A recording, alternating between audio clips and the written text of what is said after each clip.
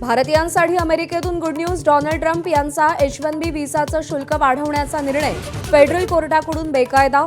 Trump यांनी $215चं शुल्क $1,00,000वर नेलं होतं. अमेरिकेचे अध्यक्ष डोनाल्ड ट्रम्प यांचा बेंजामिन नेतन्याहूंना सलग दुसऱ्या दिवशी इशारा. सावध रहा अन्यथा साथ सोडू असा निर्वाणीचा इशारा.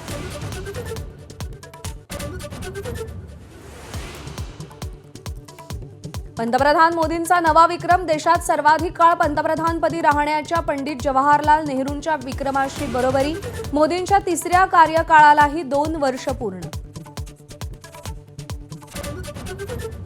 कोलकात्यानंतर ममता बॅनर्जींना दिल्लीतही धक्का. 28 पैकी 20 खासदार गट स्थापन करून एनडीए सोबत जाणार.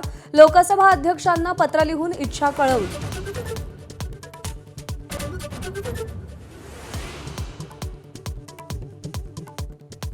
उज्ज्वला योजनेच्या लाभार्थींना आता 9 ऐवजी चालत सिलेंडरवर सवलत मिळणार. प्रति सिलेंडर ₹300 सवलत मिळते. तेल कंपन्यांना प्रति सिलेंडर ₹700चं नुकसान होतंय.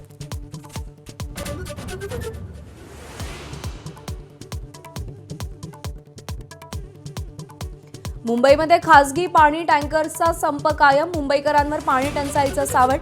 मुख्यमंत्र्यांसोबत बैठक झाल्याशिवाय निर्णय नाही. टँकर असोसिएशनची भूमिका.